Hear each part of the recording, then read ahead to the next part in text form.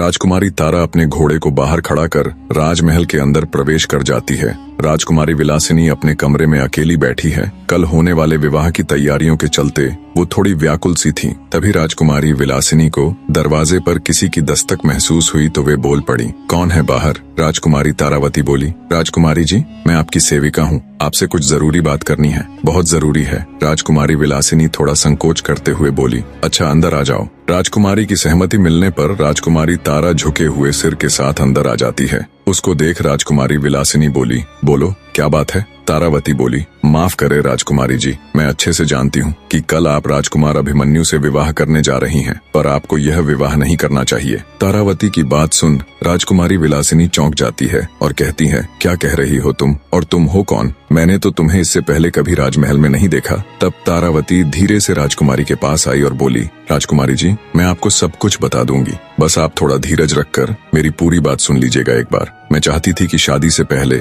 आपको ये सच्चाई जरूर पता होनी चाहिए। तारावती की बात सुन राजकुमारी विलासिनी के सब्र का बांध टूट जाता है। वो सख्ती से बोली, ये पहेलियां बुझाना बंद करो और साफ साफ कहो जो तुम कहना चाहती हो। तब राजकुमारी तारावती बोली, राजकुमारी जी, राजकुमार अभिमन्यु यानी आपके होने वाले पति की पहली पत्नी अभी मरी नहीं है। ये सुन राजकुमारी विलासिनी स्तब्ध हो उठ खड़ी हुई और बोली, ये क्या कह रही हो तुम? सबको तो यही बताया गया कि उनकी पत्नी मर चुकी है। तारावती बोली, नहीं राजकुमारी जी, वो जिंदा है, पर कुछ मजबूरियों के चलते उसने अपनी हकीकत को छुपा रखा है। वो अब भी अपने पति को बेइंतहा प्यार करती है। राजकुमारी विलासिनी बोली, पर वो है कौन और तुम ये सब कैसे जानती हो? तब राजकुमारी तारावती धीरे से अपनी ओढ़नी हटाती है और कहती है, मैं ही हूँ तारावती, राजकुमार अभिमन्यु की पहली पत्नी। ये सुन राजकुमारी विलासिनी स्तब्ध सी खड़ी रह जाती है। फिर बोली, क्या है ये सब? मुझे अब भी कुछ समझ नहीं आ रहा। तब राजकुमारी तारावती शुरू से लेकर आखिर तक अपनी पूरी आप बीती